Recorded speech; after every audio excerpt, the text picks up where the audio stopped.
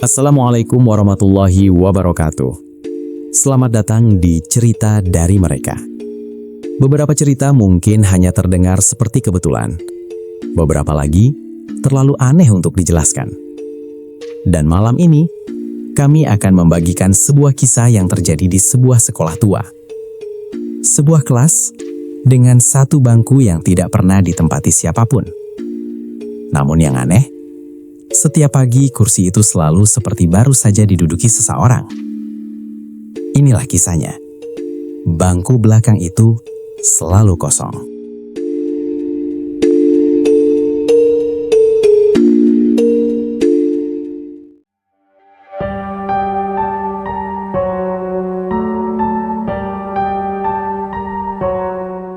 Bangunannya tidak terlalu besar, tapi cukup tua.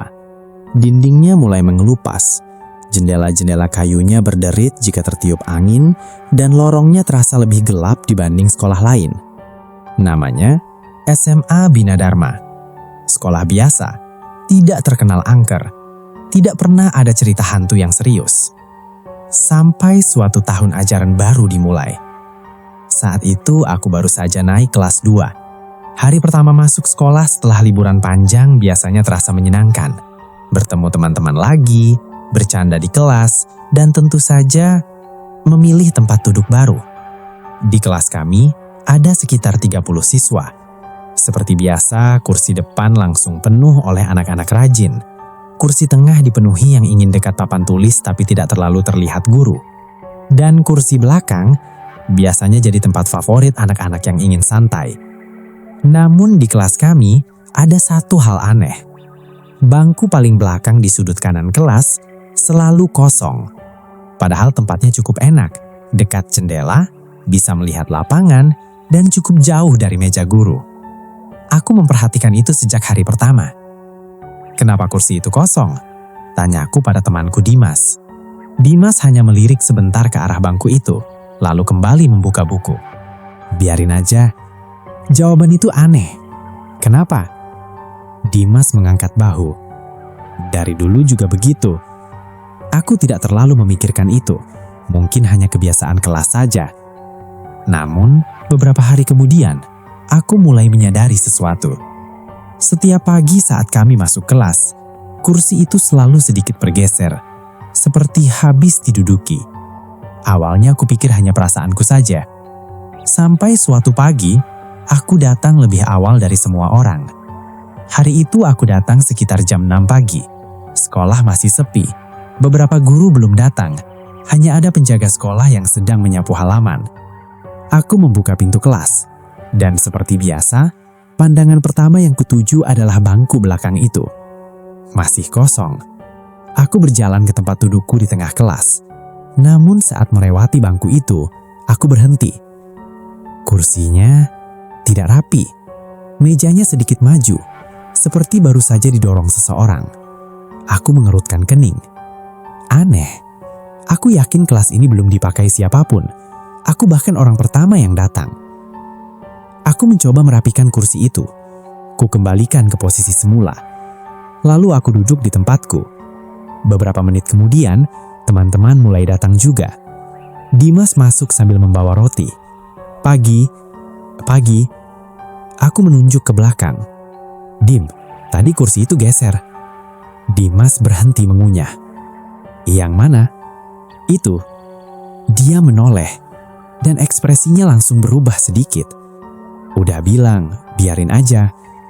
Jawaban itu membuatku semakin penasaran. Ada apa sih sebenarnya? Dimas menatapku beberapa detik, lalu dia berkata pelan. "Dulu, kursi itu pernah ada yang duduk." Aku menunggu dia melanjutkan. Namun dia tidak bicara lagi. Terus, Dimas menghela nafas. "Namanya Alia."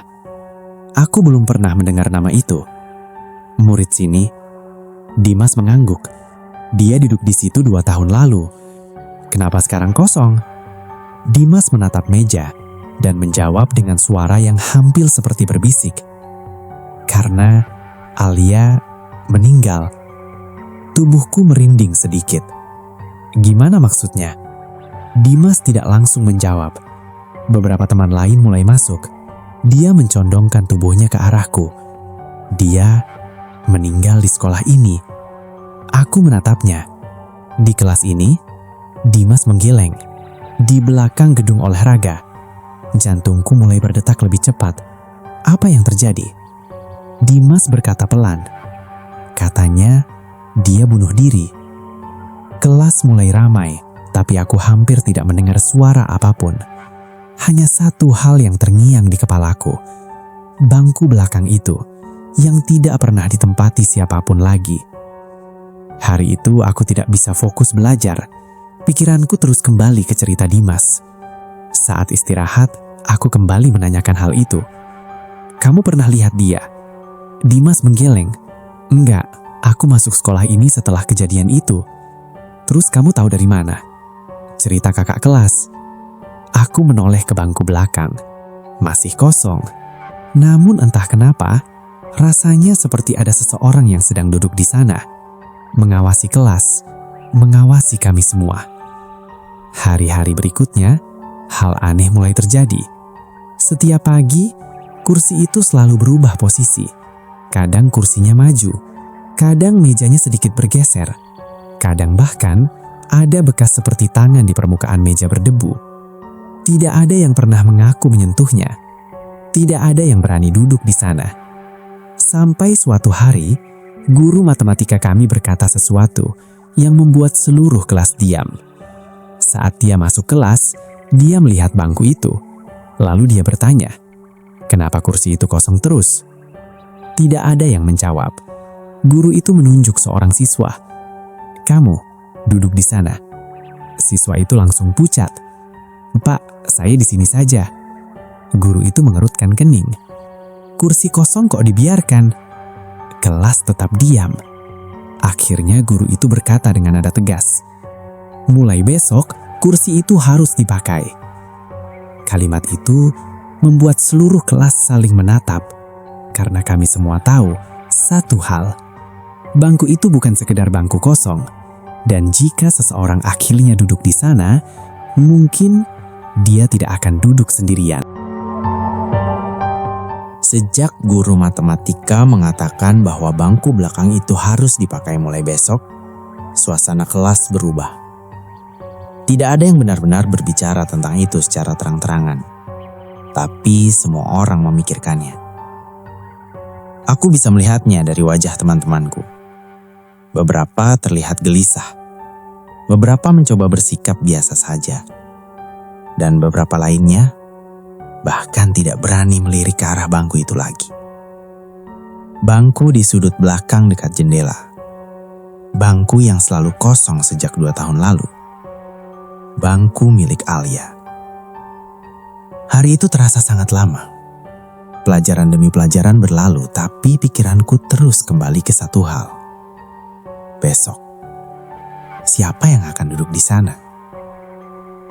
Saat bel pulang berbunyi, kelas langsung ramai, namun percakapan yang muncul hanya satu topik. Seriusan besok kursi itu harus dipakai? Pak Budi kan yang bilang. Kenapa harus kursi itu sih? Aku dan Dimas berjalan keluar kelas bersama. Menurutmu siapa yang bakal duduk di sana? Tanyaku. Dimas mengangkat bahu. Biasanya yang telat.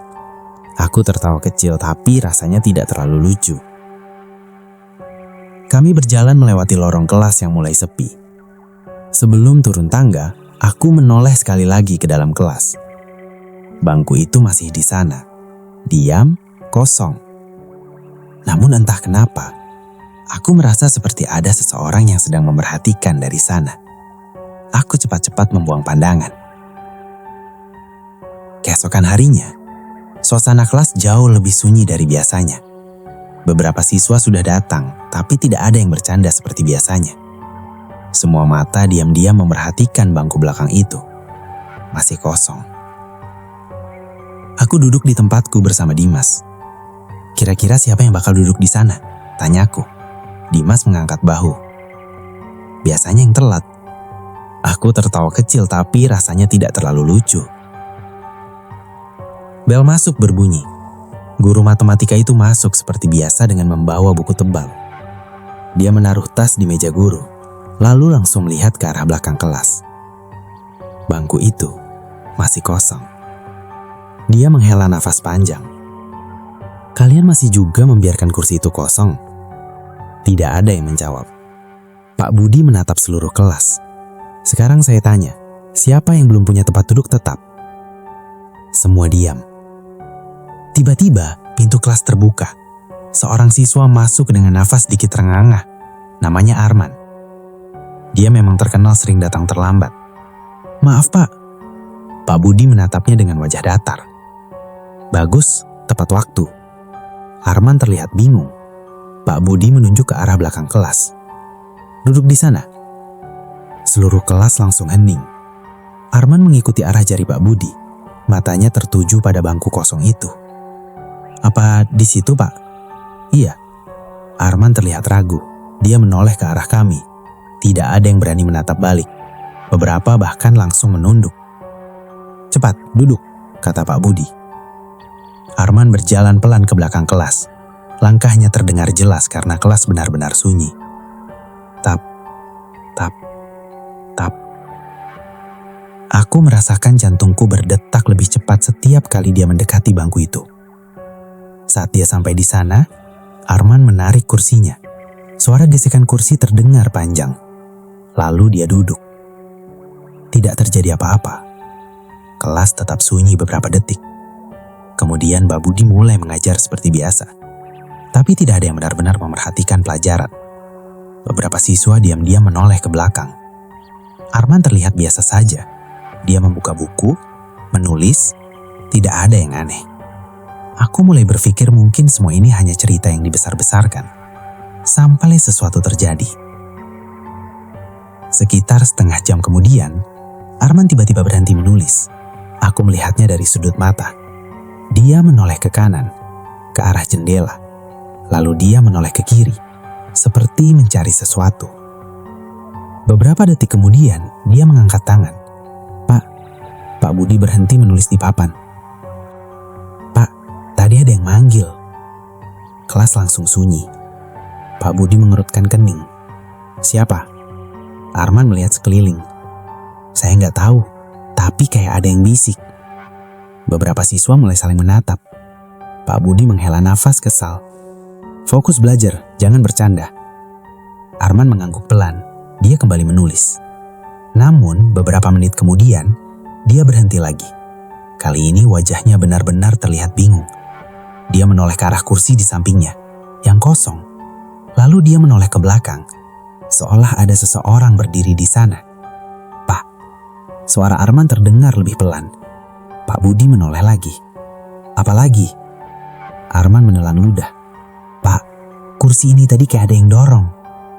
Beberapa siswa langsung merinding. Aku menoleh cepat ke arah Dimas. Wajahnya sudah pucat. Pak Budi mulai terlihat kesal. Arman, kalau kamu tidak mau belajar, kalimatnya terhenti.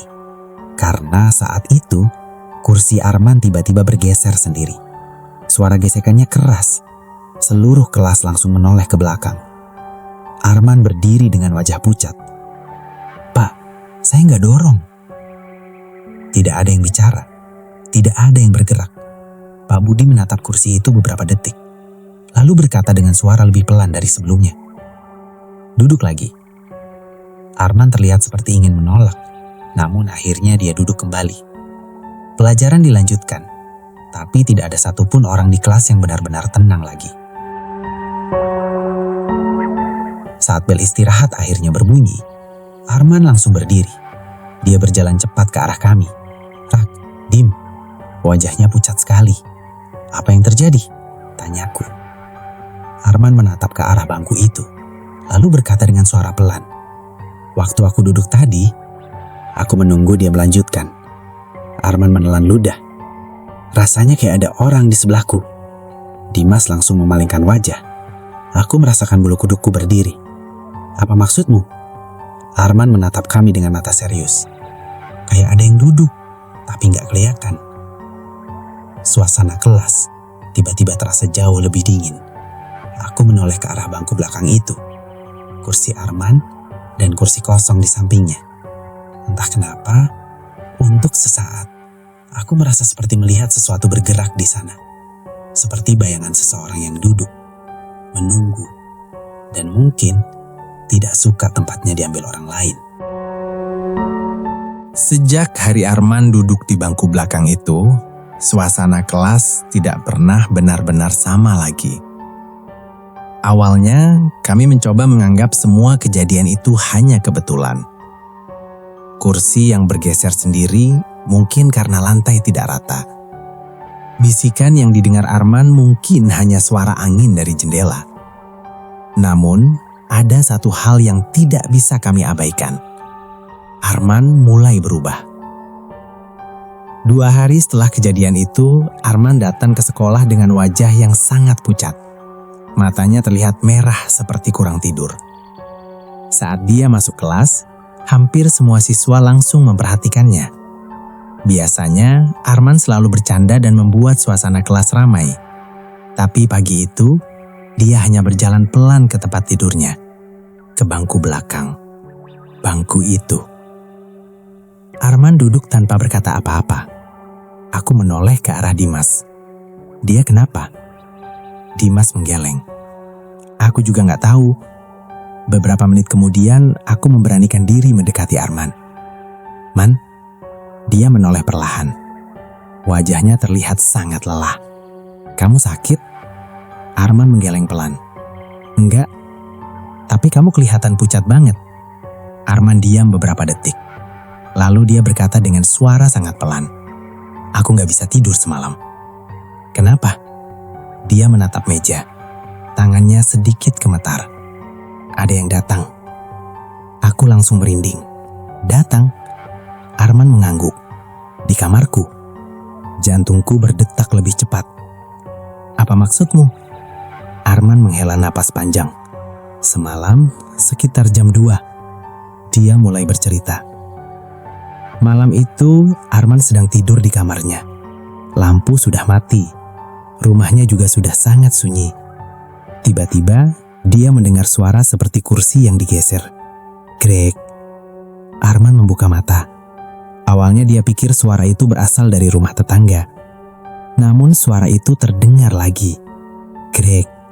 Seperti kursi yang digeser di lantai. Arman duduk di tempat tidur. Dia melihat ke arah meja belajarnya. Di sana ada kursi kayu, dan kursi itu perlahan bergerak sendiri. Arman menatapnya dengan napas tertahan. Kursi itu bergeser sedikit, lalu berhenti. Beberapa detik kemudian, kursi itu bergerak lagi, seolah ada seseorang yang sedang menariknya untuk duduk. Arman tidak berani bergerak. Dia hanya menatap kursi itu dalam gelap. Lalu, dia mendengar sesuatu. Sebuah suara. Suara perempuan. Sangat pelan. Seperti bisikan tepat di belakang telinganya. Ini tempatku. Arman langsung meloncat dari tempat tidur. Dia menyalakan lampu kamar. Kursi itu sudah kembali diam. Tidak bergerak. Namun, di permukaan meja ada sesuatu yang membuat Arman hampir pingsan. Ada bekas tangan. Bekas tangan kecil, seperti tangan seorang perempuan, di atas meja yang berdebu. Saat Arman selesai bercerita, tubuhku terasa dingin. Dimas bahkan terlihat lebih pucat dari Arman. Kamu serius? Tanyaku. Arman mengangguk. Aku gak bohong. Dimas berbisik pelan. Alia. Aku menatapnya. Menurutmu itu dia? Dimas tidak menjawab. Namun ekspresinya sudah cukup menjelaskan. Hari itu Arman tetap duduk di bangku belakang. Guru-guru tidak tahu apa yang sebenarnya terjadi. Namun kami semua bisa merasakan sesuatu yang aneh di kelas itu. Terutama saat pelajaran terakhir. Saat hampir semua siswa sudah lelah. Saat matahari mulai turun dan cahaya di kelas mulai redup. Saat itulah kejadian paling menyeramkan terjadi. Pelajaran terakhir hari itu adalah bahasa Indonesia. Guru kami sedang menjelaskan materi di depan kelas. Semua terlihat normal. Sampai tiba-tiba Arman membeku di tempat duduknya. Aku melihatnya dari kejauhan. tangannya berhenti menulis. Matanya menatap lurus ke meja. Kemudian, perlahan, dia menoleh ke kursi kosong di sebelahnya. Wajahnya berubah pucat, sangat pucat. Seperti melihat sesuatu yang tidak bisa dijelaskan. Dia mengangkat tangannya dengan gemetar. "Pak, guru kami berhenti berbicara." "Ada apa, Arman?" Arman tidak langsung menjawab. Matanya masih menatap kursi kosong itu. Lalu dia berkata pelan, "Pak, ada orang." Seluruh kelas langsung hening. "Di mana?" Arman menunjuk kursi di sampingnya. "Di sini." Beberapa siswa langsung merinding. Guru kami terlihat bingung. "Arman, jangan bercanda." Arman menggeleng keras. "Pak, dia duduk di sini." Seketika, kursi kosong itu bergerak sedikit. Suara gesekannya terdengar jelas. Beberapa siswa langsung berteriak kecil. Aku merasakan bulu kuduku berdiri. Arman berdiri tiba-tiba. "Pak, dia marah." Guru kami terlihat mulai panik. "Siapa?" Arman menatap kosong ke kursi itu. Lalu dia berbisik kelan, "Alia." Seluruh kelas membeku. Udara terasa jauh lebih dingin. Dan saat itulah sesuatu terjadi. Papan tulis di depan kelas tiba-tiba mengeluarkan suara ketukan keras. Tok. Semua orang menoleh ke sana. Di papan tulis muncul sebuah garis tipis. Seperti seseorang sedang menulis dengan kapur. Namun, tidak ada siapapun di sana. Garis itu perlahan membentuk huruf. Huruf demi huruf. Semua siswa menatap dengan napas tertahan. Sampai akhirnya tulisan itu selesai. Di papan tulis, tertulis satu kalimat. Tulisan yang terlihat seperti dibuat oleh tangan yang gemetar. "Jangan duduk di tempatku." Seisi kelas langsung panik. Beberapa siswa berteriak. Ada yang langsung berlari keluar kelas. Arman berdiri kaku di dekat bangkunya. Matanya masih menatap kursi kosong di sebelahnya. Lalu dengan suara sangat pelan, dia berkata sesuatu yang membuatku merinding sampai sekarang. Dia bilang, dia belum pergi. Arman menelan ludah dan melanjutkan kalimatnya. Dia bilang seseorang membuatnya mati. Sejak tulisan itu muncul di papan tulis, sekolah tidak pernah terasa sama lagi. Kalimat itu yang ditulis tanpa tangan, itu masih terus terbayang di kepalaku. Jangan duduk di tempatku. Dan yang lebih membuat merinding, perkataan Arman setelahnya. Dia bilang, seseorang membuatnya mati. Keesokan harinya, kabar tentang kejadian di kelas kami sudah menyebar ke seluruh sekolah. Beberapa siswa menganggapnya hanya cerita yang dilebih-lebihkan, tapi sebagian besar mempercayainya. Terutama karena Arman benar-benar terlihat berbeda. Dia tidak lagi bercanda seperti biasanya. Dia juga tidak mau lagi duduk di bangku belakang itu. Namun yang aneh, setiap kali Arman mencoba pindah tempat duduk, sesuatu selalu terjadi. Pagi itu Arman memutuskan duduk di kursi tengah, tepat di belakangku. "Gue gak mau duduk di sana lagi," katanya pelan. Aku mengangguk. Jujur saja, aku juga tidak ingin melihatnya duduk di sana lagi. Namun saat pelajaran dimulai, Pak Budi masuk kelas seperti biasa. Matanya langsung melihat ke arah belakang. Bangku itu kosong lagi. Pak Budi menghela napas panjang. "Arman?" Arman langsung tegang. "Iya, Mbak." Pak Budi menunjuk ke belakang. "Kembali ke tempat dudukmu." Seluruh kelas langsung hening. Arman terlihat ingin menolak. Namun akhirnya dia berdiri perlahan. Dia berjalan ke arah bangku itu. Langkahnya berat.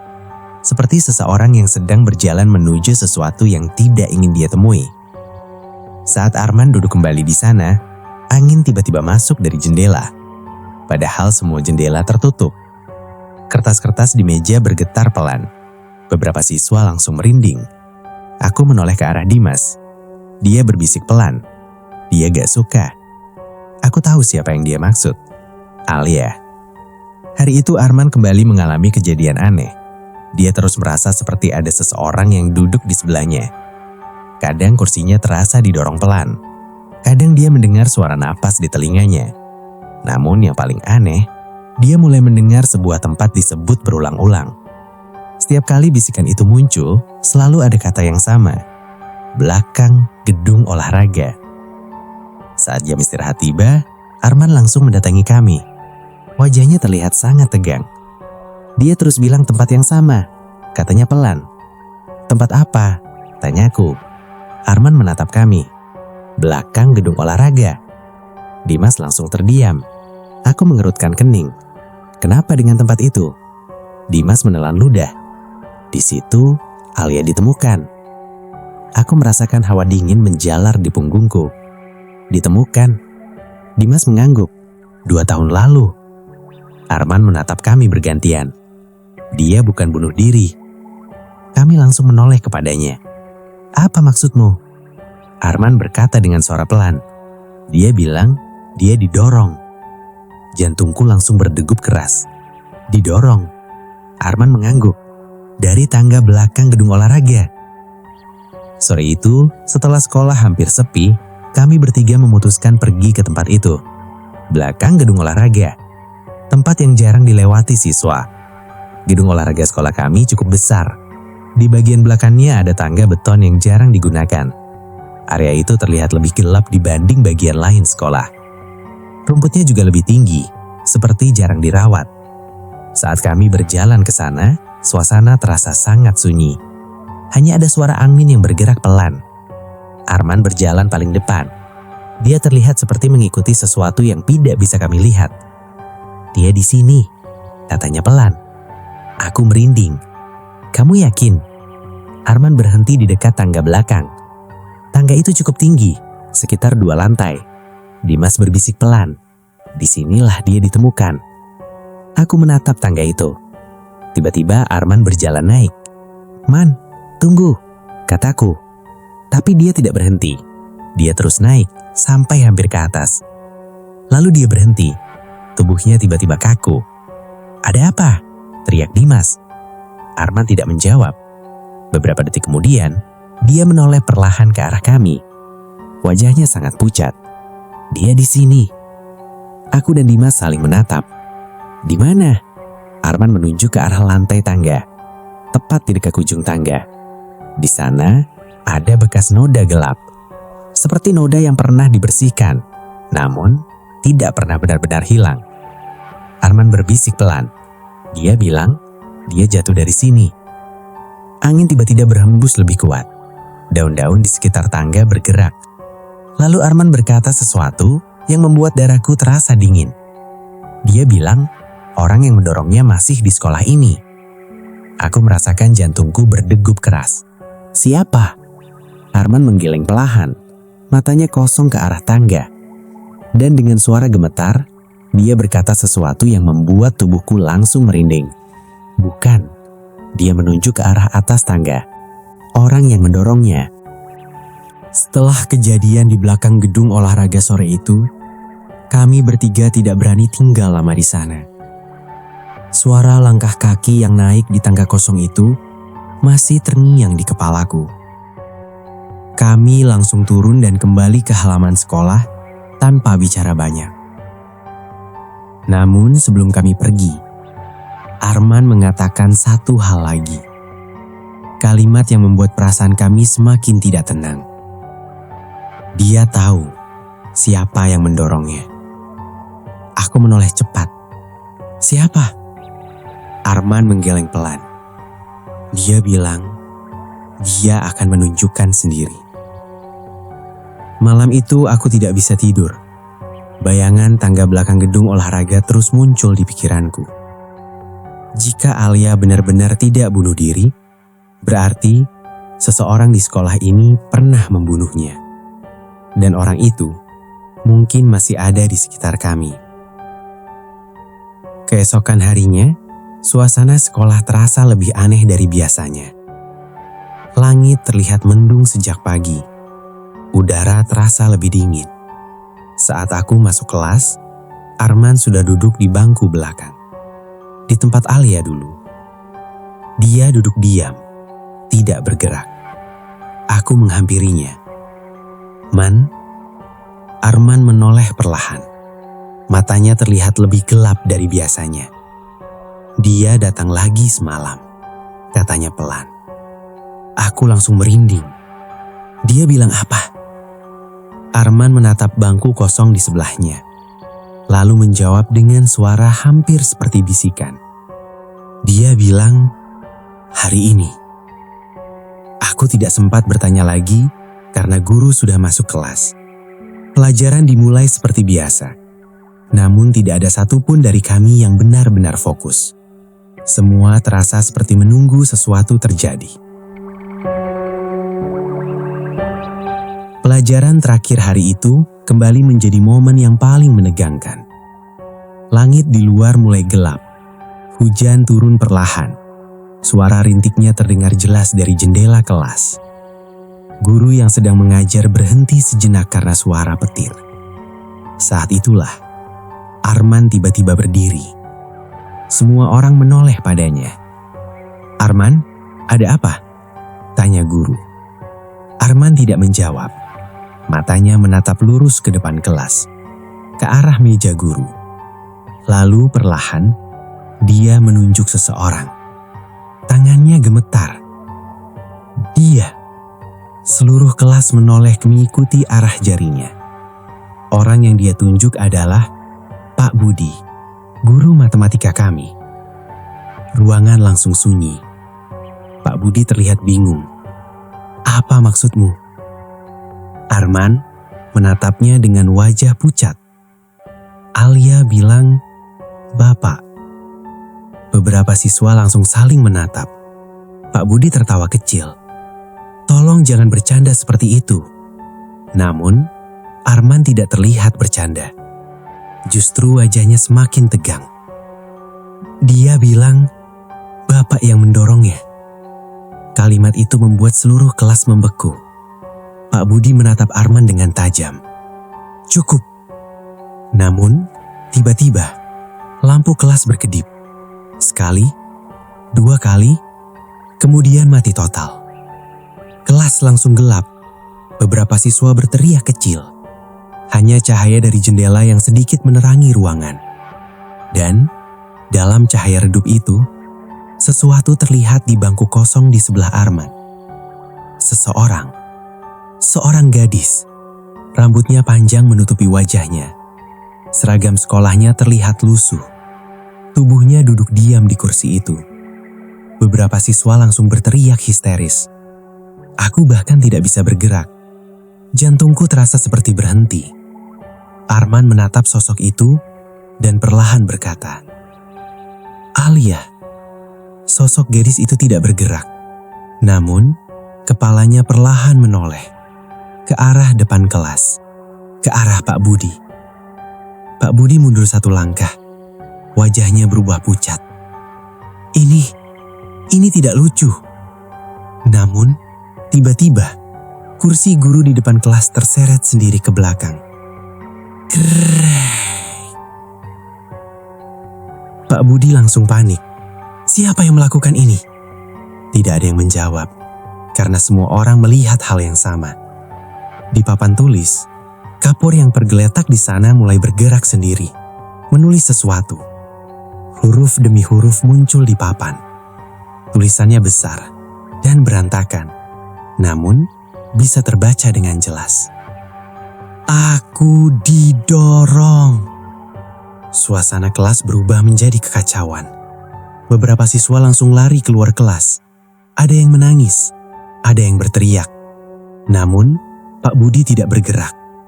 Dia hanya menatap tulisan itu dengan wajah ketakutan. Lalu dia berteriak, "Cukup, berhenti." Namun, kapur itu menulis lagi, "Aku tahu siapa." Pak Budi mundur lagi. Tangannya gemetar. "Bukan aku tidak sengaja." Kalimat itu keluar begitu saja dari mulutnya. Dan seluruh kelas langsung diam. Pak Budi menutup mulutnya sendiri, seolah baru menyadari apa yang dia katakan. Arman menatapnya dengan mata penuh ketakutan. "Bapak, benar?" Pak Budi menggeleng panik. "Dia terpeleset. Aku cuma ingin menakutinya." suara hujan di luar semakin deras. Dan tiba-tiba, suara langkah kaki terdengar dari belakang kelas. Tap, tap, tap. Semua orang menoleh. Sosok Alia berdiri dari kursinya. Perlahan, sangat perlahan, dia berjalan menuju depan kelas. Langkahnya tidak bersuara, namun setiap langkahnya membuat udara di ruangan terasa semakin dingin. Pak Budi mundur sampai menabrak meja guru. Pergi, pergi. Alia berhenti tepat beberapa meter di depannya. Rambut panjangnya perlahan tersibak, memperlihatkan wajah pucat dengan mata kosong. Lalu, tiba-tiba Pak Budi berteriak, seolah ada sesuatu yang mendorongnya. Tubuhnya jatuh ke belakang. Kursi guru terbalik. Dia jatuh keras ke lantai. Lampu kelas tiba-tiba menyala kembali. Dan sosok Alia sudah tidak ada lagi. Hari itu menjadi hari terakhir Pak Budi mengajar di sekolah kami.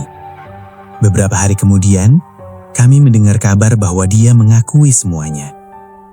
2 tahun lalu, Pak Budi pernah memergoki Alia di belakang gedung olahraga. Mereka bertengkar karena sesuatu. Pak Budi mendorongnya, namun Alia terpeleset dari tangga dan jatuh. Sejak saat itu, semua orang mengira Alia bunuh diri. Tapi sebenarnya, dia dibunuh. Setelah kejadian itu, bangku belakang di kelas kami tetap ada, masih di tempat yang sama. Namun sekarang, tidak ada lagi yang merasa takut melihatnya. Karena sejak hari itu, bangku itu tidak pernah berubah posisi lagi. Seolah, seseorang yang dulu duduk di sana akhirnya benar-benar pergi.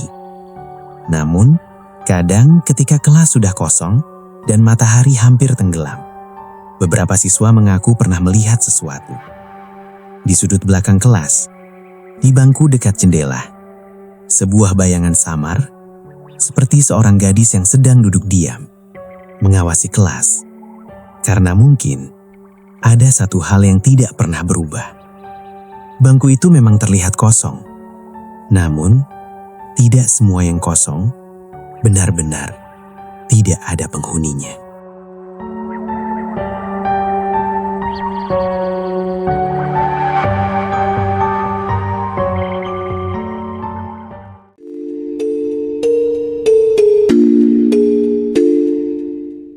Itulah kisah bangku belakang itu selalu kosong. Kadang, tempat yang terlihat kosong belum tentu benar-benar kosong. Beberapa kehadiran tidak bisa dilihat oleh mata, namun bisa dirasakan. Terutama ketika kita berada sendirian di sebuah ruangan. Jika kalian pernah mengalami kejadian menyeramkan seperti ini, kalian bisa membagikannya kepada kami. Selamat malam dan hati-hati jika kalian duduk di bangku paling belakang. Wassalamualaikum warahmatullahi wabarakatuh.